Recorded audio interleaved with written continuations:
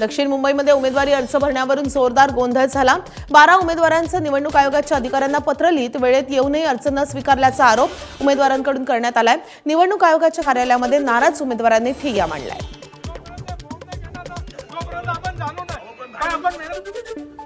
मुंबई आणि ठाण्यामध्ये ठाकरे आणि शिंदेंच्या सेनेकडून अधिकृत उमेदवारांची यादी अजूनही जाहीर झालेली नाहीये। काही ठिकाणी ऐनवेळी उमेदवार देण्याचा निर्णय घेतल्यामुळे आणि बंडखोरी टाळण्यासाठी उमेदवारांची नामं गुप्त ठेवल्यानं उमेदवारांची यादी अर्ज भरण्याची वेळ आल्यानंतरही जाहीर झालेली नाहीये। यंदाच्या महापालिका निवडणुकीमध्ये उमेदवारांची नावं जाहीर करण्यात कमालीची गुप्तता पाळली गेलेली आहे। शिवाय ऐनवेळी दुसऱ्या पक्षातून आलेल्या उमेदवारांना सुद्धा संधी देण्यात आल्याचं समोर आलंय।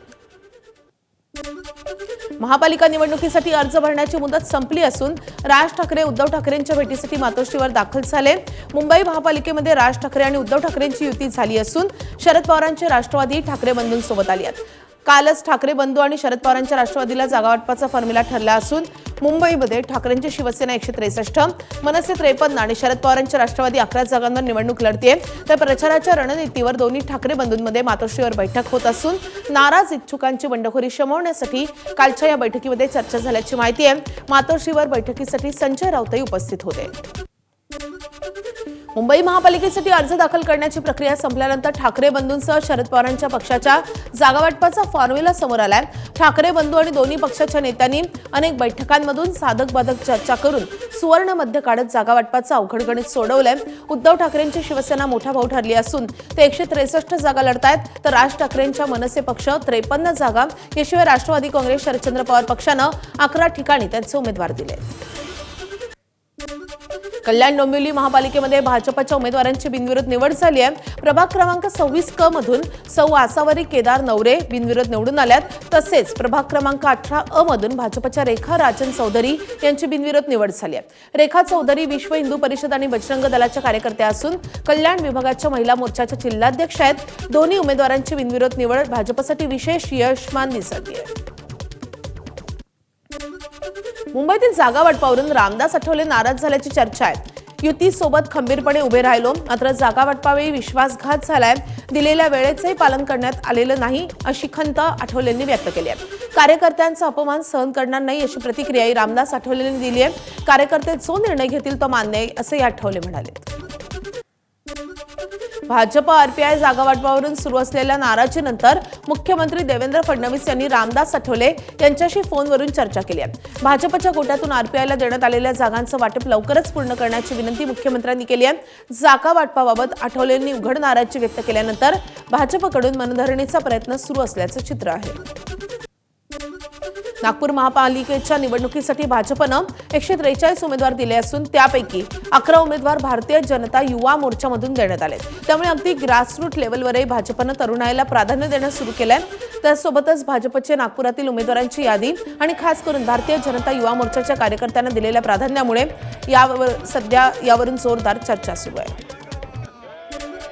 राज्यातील 29 महापालिकांसाठी 15 जानेवारीला मतदानाची प्रक्रिया पार पडणार आहे आणि त्यापूर्वी राज्याच्या राजकारणामध्ये मोठ्या घडामोडी घडत आहेत। पुणे आणि छत्रपती संभाजीनगर येथे महानगरपालिका निवडणूक जागा वाटपामध्ये महायुतीमधील भाजप आणि शिवसेनेमध्ये एकमत झालेलं नाहीये।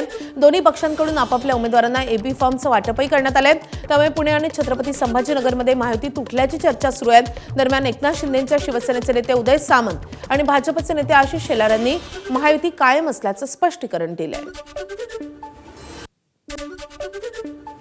महायुती तुटली असं चित्र कुठेही महाराष्ट्रामध्ये नाही।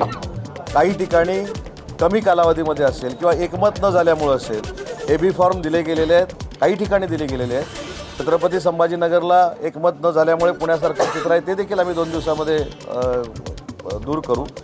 29 महानगरपालिकेच्या एकत्र निवडणुका लागण्याचं हे पहिलंच वर्ष आहे। आपण जर सगळ्या महानगरपालिकेचा इतिहास काढला तर त्याच्यामुळे नेते मंडळींना देखील आपापसामध्ये बोलायला वेळ कमी मिळालेला होता।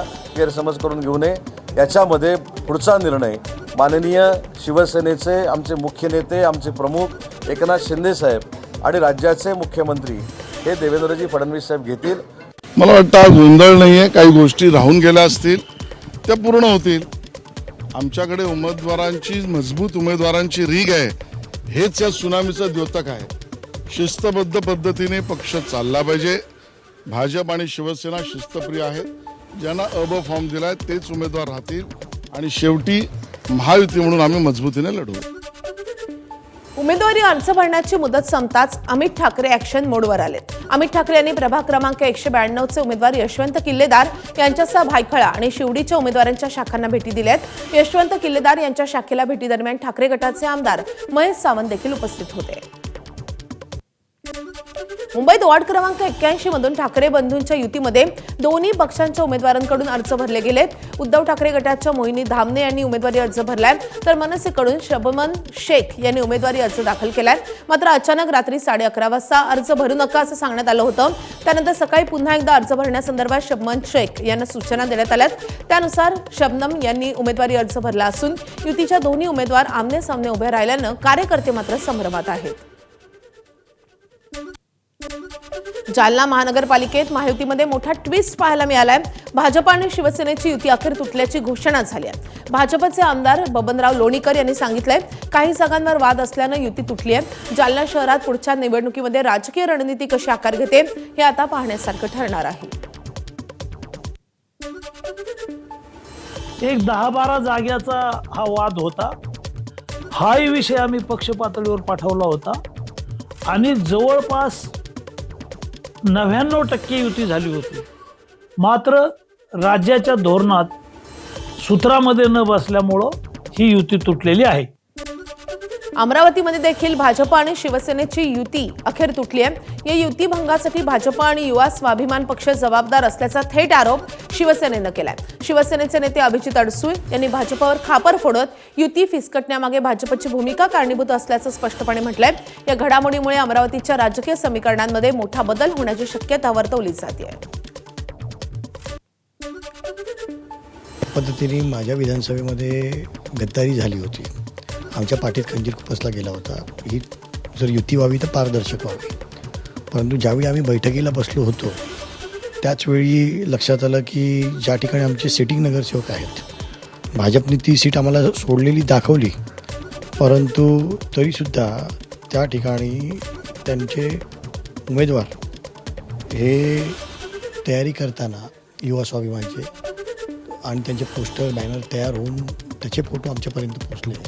एक गोष्ट लक्षात आली की ही पारदर्शी युती होणार नाही. एका ठिकाणी भारतीय जनता पार्टीतर्फे आम्हाला जागा दिल्या जातील आणि त्या ठिकाणी युवा स्वाभिमानतर्फे आमच्या विरोधात उमेदवार टाकले जातील. लातूर महानगरपालिकेमध्ये भाजपने स्वबळावर सर्व 70 जागा लढवण्याचा निर्णय घेतल्याची माहिती माजी मंत्री आणि आमदार संभाजीराव पाटील निलंगेकर यांनी पत्रकार परिषदेमध्ये दिली आहे. माहितीबाबत राष्ट्रवादी काँग्रेसचे वरिष्ठ नेते सकारात्मक होते, मात्र काही स्थानिक पदाधिकाऱ्यांमुळे युतीमध्ये मिठाचा खडा पडलाय. शिवाय महापालिकेतील घटक पक्ष असलेल्या शिंदेच्या शिवसेनेसह काही प्रभागांमध्ये मैत्रीपूर्ण लढत होणार आहे अशी माहिती देखील त्यांनी दिली आहे. तर मागील निवडणुकीमध्ये भाजपनं स्वबळावर सत्ता मिळवली होती आणि यावेळी चांगले यश मिळेल असा विश्वासही त्यांनी व्यक्त केलाय. मुंबई महानगरपालिकेसाठी राष्ट्रवादी काँग्रेसची तिसरी यादी जाहीर करण्यात आली आहे. अजितदादांची राष्ट्रवादी मुंबईत शिंदे सेनेपेक्षा जास्त जागा लढवते. अजित पवारांनी मुंबईमध्ये 94 उमेदवार दिले असून अजित पवारांच्या राष्ट्रवादीकडून 56 मराठी, 11 उत्तर भारतीय आणि 23 मुस्लिमांना उमेदवारी देण्यात आली आहे.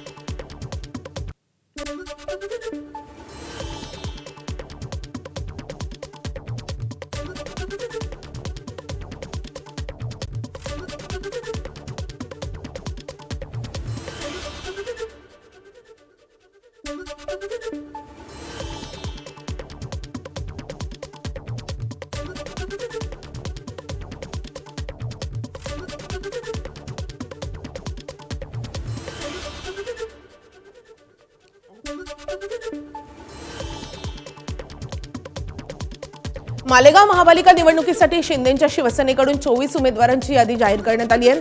महायुतीमध्ये काडीमोड झालाय. यानंतर शिंदेच्या शिवसेनेकडून 24 उमेदवारांची यादी जाहीर करण्यात आली आहे.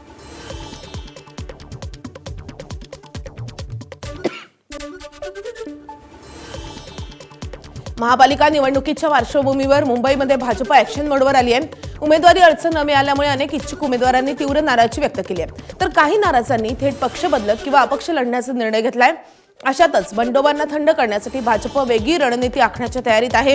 केंद्रीय सहसंघटन मंत्री शिवप्रकाश यांनी बंडोबांची यादी मागवल्याची माहिती सूत्रांकडून मिळते. तसंच या संदर्भात बैठक सुरू असून बंडखोरांना संपर्क करण्यासाठी भाजपकडून स्थानिक नेतृत्वांना सूचनाही देण्यात आल्या आहेत. आदित्य ठाकरेंच्या मतदारसंघामध्ये आणखी एक बंडखोरी समोर आली आहे. वरळीमध्ये मनसेला गेलेल्या जागेवर वॉर्ड क्रमांक 197 मधून ठाकरे गटाच्या पदाधिकारी श्रावणी देसाई यांनी उमेदवारी अर्ज दाखल केला. 197 वॉर्ड मनसेला गेल्यानंतर ठाकरे गटाच्या पदाधिकाऱ्यांनी राजीनामा देण्याचा इशारा दिला होता.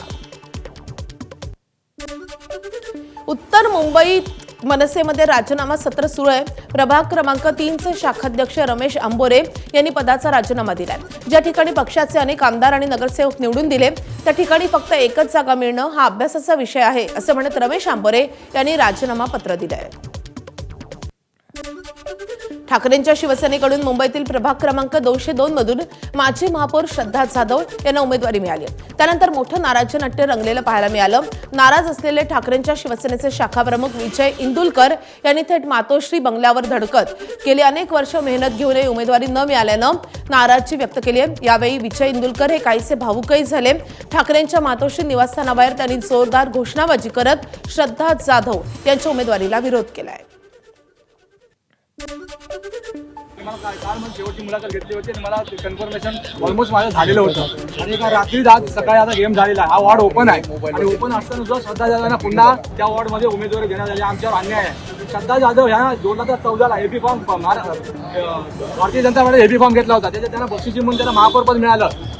वडाळा विधानसभेची उमेदवारी मिळाली आणि आता परत तुम्ही त्यांना उमेदवारी द्या. म्हणजे आम्ही शिवसैनिकांनी करायचं काय? काहीच गेलं. प्रत्येक वेळा श्रद्धा जाधव सर हे काय गरज आहे? आम्ही साहेबांसाठी दुआई मागतो. तुका फोडतो. साहेबांची गद्दारी केली आमच्या शिवसैनिकांबरोबर. आज आमचा उमेदवार एवढे दिवस शाखाप्रमुख काम करतोय तिथे येतोय जातोय मग साहेबांना दिसत नाही. प्रत्येक वेळा साहेब श्रद्धा जाधव ऐकतं. श्रद्धा जाधव ऐकतं म्हणजे आम्ही कोण तुमच्या नजरेत? आम्ही रस्त्यावर बसून वडापाव विकते. माझ्या पैसे अडकलेत पण मी विचारलं नाही. अद्याप माणसाला घेऊन इथे आली आणि सीट मागून घेते. म्हणजे आजारी माणसाच्या जीवावर तुम्ही तिकडे कमवता.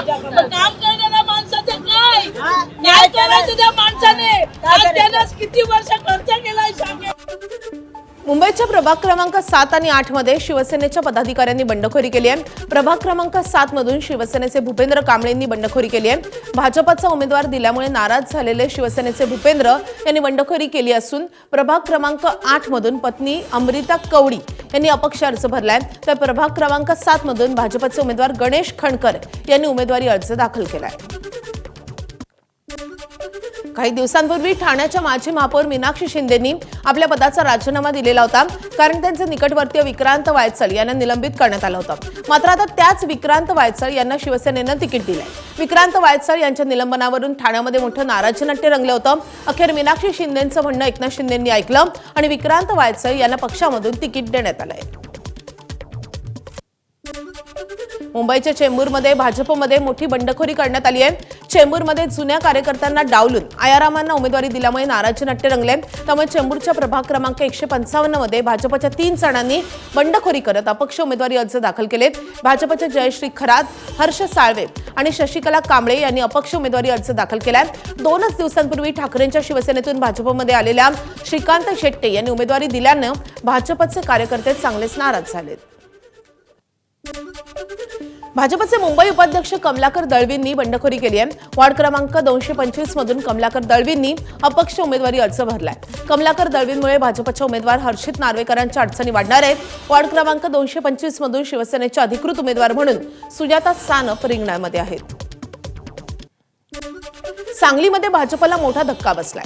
उमेदवारी डावलल्यामुळे भाजपचे माजी उपमहापौर यांच्यासह इच्छुकांनी भाजपला सोडचिठ्ठी देत शिंदेंच्या शिवसेनेची वाट धरली आहे. सांगलीच्या प्रभाग क्रमांक 14 मधून भाजपचे माजी उपमहापौर युवराज बावडेकर यांनी शिंदेंच्या शिवसेनेमध्ये प्रवेश करत उमेदवारी अर्ज दाखल केला आहे.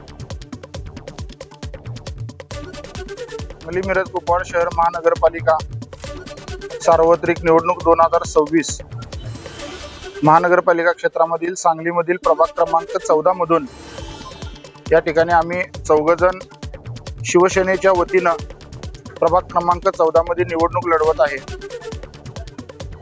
प्रभाग मोठा आहे. प्रभागातील समस्या आम्हाला 4घांना माहिती आहेत. ही येणारी निवडणूक आम्ही विकासाच्या मुद्द्यावर करणार आहे. एबीपी माझा, उघडा डोळे बघा नीट.